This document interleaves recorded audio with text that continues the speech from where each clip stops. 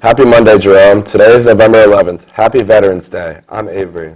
And I'm Nico. Join us for the show we call Studio 112 next.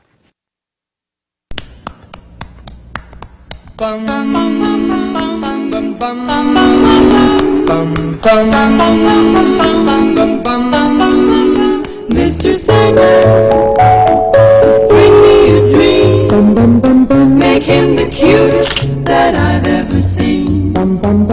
Give him two lips like roses. Hey Avery, how was hockey tryouts this weekend? Fun weekend. Looking forward to the season. The boys looking good? Looking good. Let's start with a check on this week's sports. Here's Adam.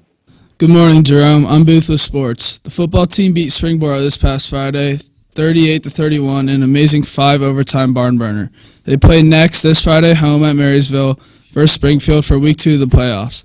The theme for the game is a grout out.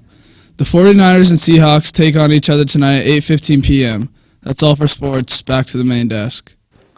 All around the nation, records have been or are about to be broken because it's so cold. 2 towns in Michigan are supposed to get over a foot of snow this week. It could get down to 16 in parts of Texas. And Boston and D.C. are expected to have record lows for the time of year. Wow, where are you, Colts? Nate Hollander is taking the singer Madonna to court over her late start times. Hollander filed a lawsuit Monday in Miami-Dade County Court against both Live Nation and Madonna. In August, when Hollander bought the tickets to Madonna's December 17th show at the Fillmore Miami Beach, the concert was scheduled to begin at 8:30 p.m., the lawsuit alleges. But on October 23rd, Madonna and Live Nation changed the start time for the show and several others to 10:30 p.m., the suit alleges. For those like Hollander who bought tickets and now don't want to attend the concert that late, a refund has not been offered. Not a good look for Madonna. Attention all teachers watching or listening to this broadcast. If you have any announcements that need to be heard by a majority of the school students, please email Mr. Woods and he can resend you the Google Doc. Thank you. Are you interested in joining a club? Our GSA, Gay Straight Alliance, is meeting in the back room of the library this Thursday morning from 7:20 to 7:55. All are welcome and snacks will be provided. Reminder that Jerome Ski Club forms and checks are due Tuesday, November 19th. Forms are available in the library or online on the Jerome webpage under clubs. Turn in forms to Mrs. Murphy in the library. Are you currently a student in an IB or Honors Spanish class? Would you like to be a member of the National Spanish Honor Society? If so, please ask your Spanish teacher for more information. Attention all athletes interested in running track and field this spring. There will be an informational meeting in room C106 on November 20th right after school.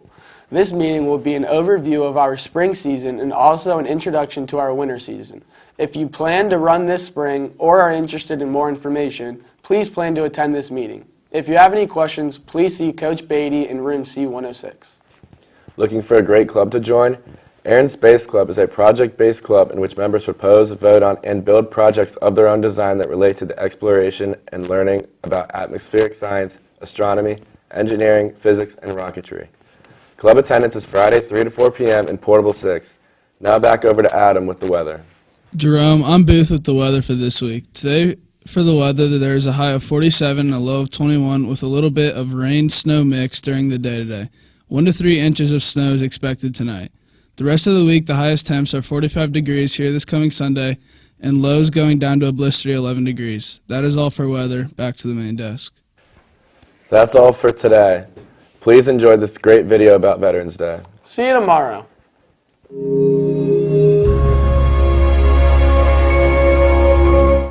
Soldiers from wars both old and new march down city streets. Flags hang from homes, businesses, even car antennas. Ceremonies remember those who dutifully served their nation. It's Veterans Day, or Remembrance Day, as it's known in much of the world, a time to honor members of the armed forces. And it all began in a railroad car with a document to end the war to end all wars. World War I, also known as the Great War, shocked the global community with its unprecedented toll in human life. Untold millions were killed. Germany was running low on manpower and supplies, so they agreed to sign an armistice, or truce, in the French commander Ferdinand Foch's private rail car. On the 11th hour, on the 11th day of the 11th month of 1918, all was quiet on the Western Front. The fighting had ended. Exactly 1 year later, President Woodrow Wilson decreed that Americans should observe a moment of silence at 11 a.m. to remember the armistice and to embrace the peace. Other Allied nations commemorated the peaceful anniversary as well. In England and Canada, citizens wore paper poppies. Poppies had become a symbol of the armistice. The poem Flanders Field described a one-time battlefield. In Flanders Field, the poppies blow, between the crosses, row on row. In America, the nation's first unknown soldier was laid to rest at Arlington National Cemetery on Armistice Day, 1921. He was a casualty of the Great War. Since that first memorial, other unknown soldiers from America's wars have been interred in the tomb. And it's become tradition for the president or one of his representatives to lay a wreath on the monument every November 11th. A resolution was passed in 1926 inviting all Americans to remember Armistice Day and the soldiers who fought so hard for peace. The idea caught on. By 1938, the day was marked with so many ceremonies and parades, Congress made it a legal holiday, giving people the day off work. After World War II and the Korean War, Americans wanted to open up the holiday to include not just World War I veterans, but all who served in combat. In 1954, President Dwight Eisenhower, a World War II vet himself, legally changed the U.S. Armistice Day to Veterans Day, honoring those who served in all American wars. For a brief time starting in 1971, Congress moved the holiday to the fourth Monday in October, giving Americans a 3-day weekend. But most people rejected the idea. The traditional date of November 11th, the anniversary of the Great War's ceasefire, was too historically important to forget. President Ford reversed the law in 1975, returning Veterans Day back to its rightful date. Over the decades, the holiday has changed with the times. Originally, it was a call for world peace. Then in the U.S., it became a day to remember war veterans. Today, Veterans Day is set aside to honor not just those who served in war, but also those who have served their nation in peace.